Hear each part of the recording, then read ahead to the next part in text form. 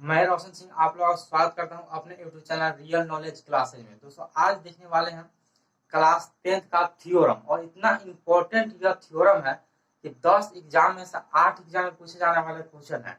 ठीक है, और इतना इम्पोर्टेंट है कि इस साल 95% चांस है कि यही जो थ्योरम है आने वाला। उस थ्योरम का नाम क्या, उस थ्योरम का नाम है थेल्स प्रमेय। ठीक है, तो आज हम लोग देखने वाले हैं थेल्स प्रमेय। ठीक है, और इसका बहुत ही ज्यादा चांस है कि इस साल भी एग्जाम में आएगा। यह 10 एग्जाम में से 8 एग्जाम में भी पूछा जाता है, यानी हर साल चांस होता है कि यह थ्योरम एग्जाम में आता ही आता है। और इस साल भी चांस है, 95% चांस है कि यह थ्योरम आएगा। देखिए, इसका थेल्स थ्योरम कहते हैं, यानी थेल्स प्रमेय कहते हैं, या 6.1 प्रमेय कहते हैं। ठीक है, और इसका साबित करेंगे और इतना आसानी और इतना समझाकर बताएंगे कि एक बार देख लेने के बाद आप कभी नहीं भूल पाइएगा और 5 मार्क्स आपके खाते में जुड़ जाएंगे। ठीक है, तो अगर आप लोग चाहते हैं कि आपके एग्जाम में यह क्वेश्चन आए और आपको अच्छे से समझ में आए तो बने रहिए मेरे साथ वीडियो को लास्ट तक। तो चलिए स्टार्ट करते हैं बिना किसी देरी के। और अगर आप और मैथ के वीडियो देखना चाहते हैं तो प्ले लिस्ट में वीडियो है, बहुत सारे वीडियो पड़ा हुआ है, आप वहां से जाकर देख सकते हैं। उसका लिंक भी दे देंगे डिस्क्रिप्शन में। ठीक है, तो चलिए स्टार्ट करते हैं। थेल्स प्रमेय क्या है? देखिए, थेल्स प्रमेय जो होता है वह कहता है किसी त्रिभुज में एक भुजा के समानांतर, मान लीजिए कोई त्रिभुज है, उस भुजा के समानांतर खींची गई अन्य दो भुजाएं। ठीक है, जो एक त्रिभुज है उसका एक भुजा के समानांतर एक लाइन खींचना है। ठीक है, उसका समानांतर जो अन्य दो भुजा होगा वह समान अनुपात में क्या करेगा, विभाजित करेगा। या इस थ्योरम को या इस प्रमेय को आधारभूत प्रमेय भी कहा जाता है। तो चलिए कैसे सिद्ध करेंगे, करते हैं। तो सबसे पहले तो हम लोग लेंगे एक त्रिभुज। ठीक है, त्रिभुज लेते हैं। इस त्रिभुज के नाम का कर देते हैं ए बी और सी। यह एक त्रिभुज है। ठीक है, एक त्रिभुज ले गया, इसके एक भुजा के समानांतर एक रेखा खींचना है, यानी एक भुजा खींचना है। तो इसके समानांतर क्या कर दीजिए, एक भुजा खींच दीजिए, जिसका नाम क्या रख दीजिए, डीई रख सकते हैं। ठीक है, तो यह कह रहा है सिद्ध करने के लिए कि जब आप एक समानांतर लाइन खींचे हैं तो यह अन्य दो भुजाओं का जो बचा हुआ है उसको बराबर अनुपात में यानी समान अनुपात में विभाजित करेगा। अर्थात कहने का मतलब हुआ एडी बटे बीडी इक्वल होना चाहिए ए ई बटे इसी के। तो सबसे पहले जब हमें कोई भी थ्योरम या प्रमेय हमको साबित करने के लिए दिया जाता है तो सबसे पहले इसमें दिया क्या गया है हम उसे लिखते हैं। तो चलिए लिखते हैं। सबसे पहले लिखेंगे कि इसमें क्या दिया गया है। इसमें जो दिया गया है वह क्या है, एबीसी एक त्रिभुज है, या सोझे लिख दीजिए त्रिभुज एबीसी में, एबीसी में। ठीक है, त्रिभुज एबीसी में बीसी के समानांतर एक लाइन खींची है क्या, डीई। ठीक है, तो लिखिए बीसी के समानांतर एक लाइन खींची है क्या, डीई।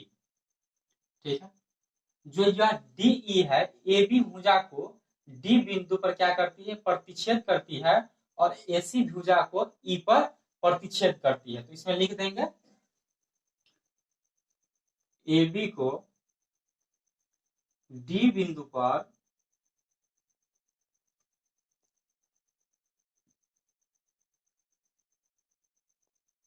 तथा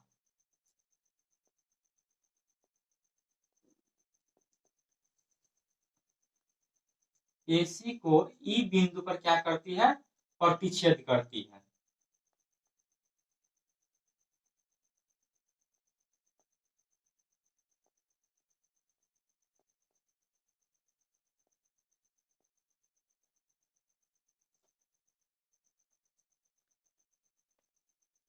दोस्तों जो दिया गया था सबसे पहले थ्योरम में काम क्या होता है, सबसे पहला स्टेप होता है जो थ्योरम में दिया गया है उसे नोट करना है। ठीक है, तो उसमें हम लिख दिया है, दिया गया है त्रिभुज एबीसी में बीसी समानांतर हम लोग एक डीसी डीई क्या किए हैं, एक लाइन खींचे, एक रेखा खींचे हैं।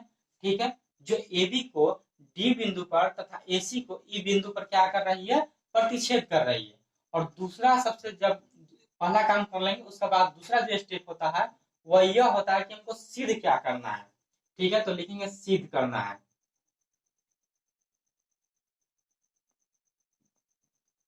तो सिद्ध क्या करना है वह लिखेंगे। सिद्ध करना है समानांतर। देखिए किसी त्रिभुज में एक भुजा के समानांतर खींची गई अन्य, यहाँ पे एक लाइन खींचे हैं, खींची गई अन्य दो भुजा, एक भुजा और दो भुजा को समान अनुपात में विभाजित करती है, यानी बराबर भागों में बांटती है। कहने का मतलब है AD बटे BD इक्वल टू AE बटे EC। तो हम वही लिखेंगे जो हमें साबित करना है, AD बटे BD इक्वल टू होना चाहिए EE बटे AE बटे AC। ठीक है, यह दूसरा काम हुआ। और तीसरा काम हमारा जो होता है वह किसी परिमेय को सिद्ध करने के लिए हमें रचना करना होता है, जिसे कंट्राडक्शन कहते हैं। ठीक है, तो हम लोग क्या करने वाले हैं, अब रचना करने वाले हैं। ठीक है, तो रचना क्या करते हैं, B को E से मिला देते हैं और D को C से मिला देते हैं। ठीक है, अब D से एक परपेंडिकुलर यानी लंब डालते हैं। ठीक है, तो डालिए, D से एक लंब डाले हैं M, यानी DM लंब हुआ AC पर। ठीक, और जहां भी लंब डालता है वहां 90 डिग्री का एंगल बनाता है। ठीक है, और यहां से E से एक लंब डाल दीजिए AB पर और इसका नाम N रख दीजिए। ठीक है, EN लंब है किस पर, AB पे, तो हम वही चीज लिख देंगे। तो हम क्या किए हैं, B को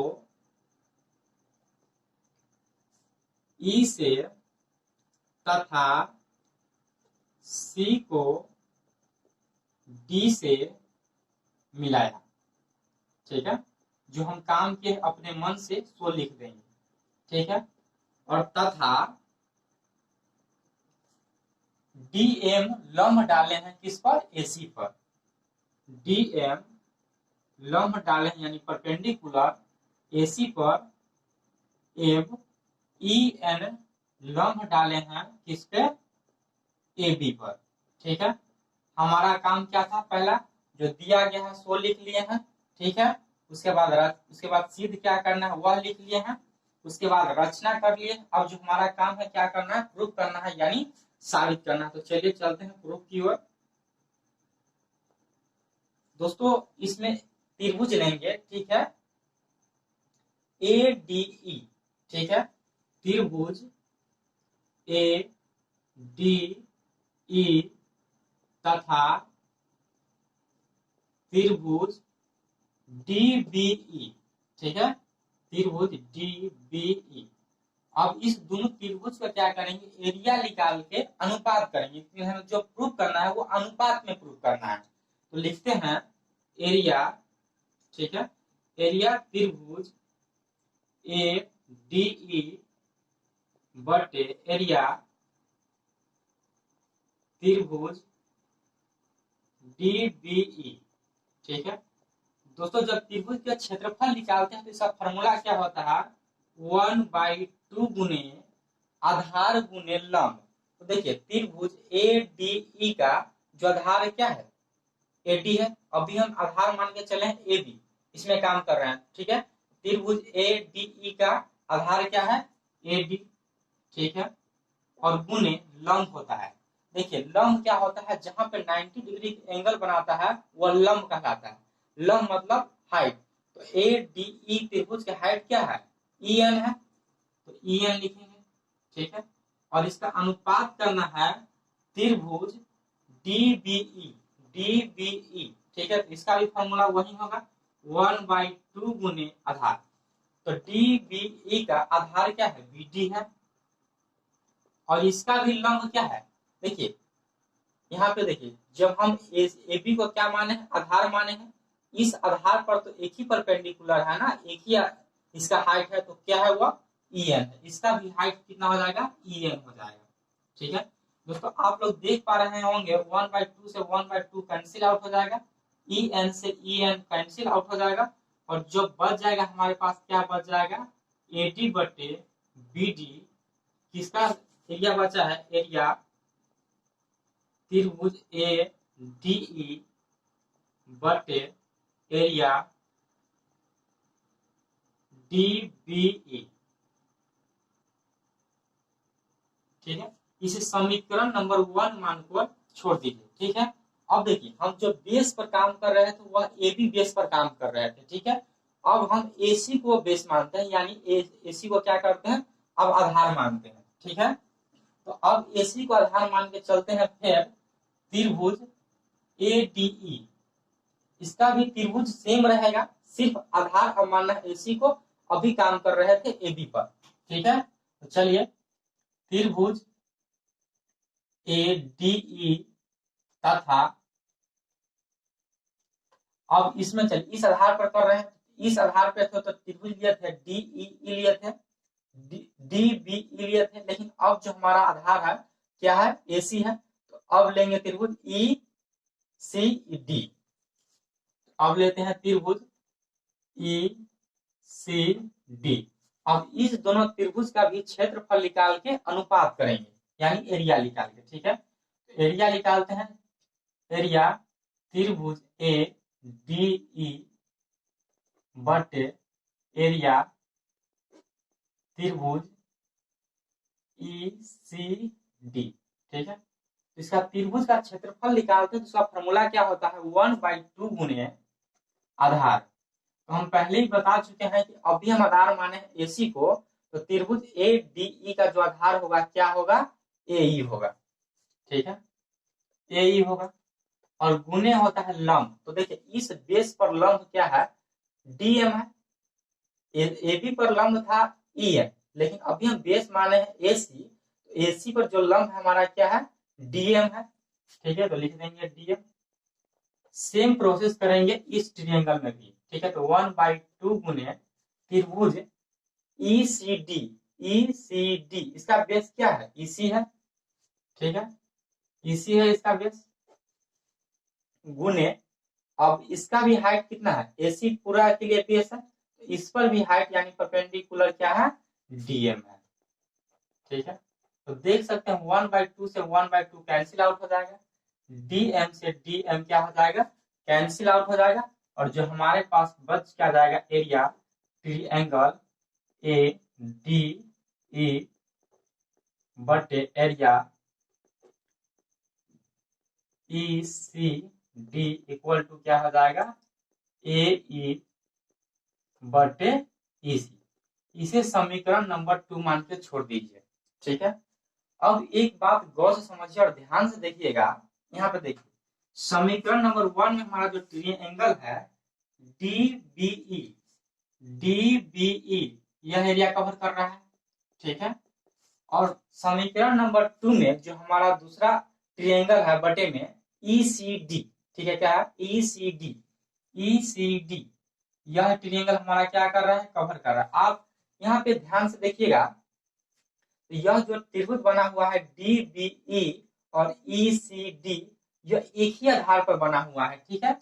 इसका एक ही आधार क्या है, DE है। जब एक आधार पर दो त्रिभुज बनता है तो दोनों का क्षेत्रफल क्या होता है, समान होता है। तो इसका क्षेत्रफल इसके क्षेत्रफल के बराबर होगा, क्योंकि हम लोग जानते हैं कि एक बेस पर अगर दो त्रिभुज बन रहा है तो दोनों का क्षेत्रफल क्या होता है, समान होता है, ठीक है। तो पहले कारण लिख देंगे, एक ही आधार पर क्या लिखेंगे, एक ही आधार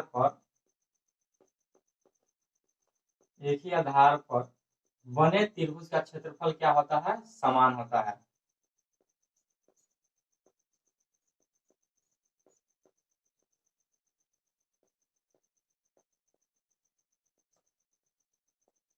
समान होता है, ठीक है।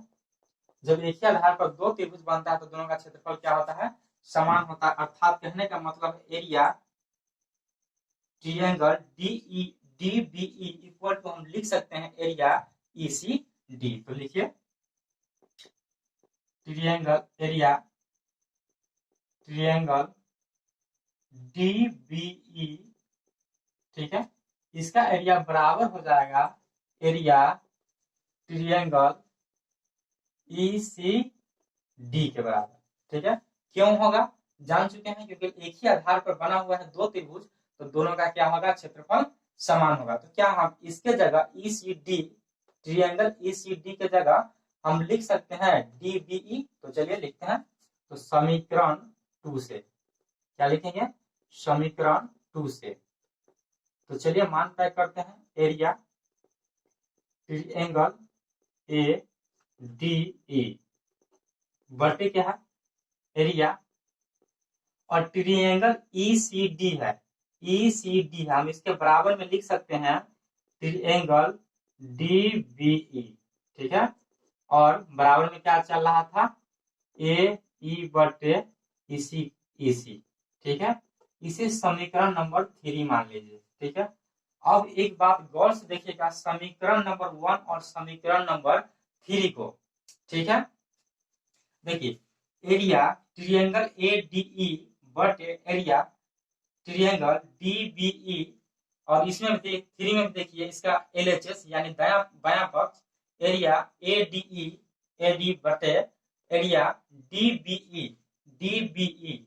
कहने का मतलब है जिस समीकरण का बायां पक्ष के बराबर हो जाता है तो उसका अपने आप यानी ऑटोमेटिक ही दायां पक्ष के बराबर हो जाता है। दो समीकरण का अगर एक पक्ष बराबर हो रहा है तो अपने आप ही ऑटोमेटिक ही दूसरा पक्ष भी क्या होता है बराबर हो जाता है। तो हम लिख सकते हैं समीकरण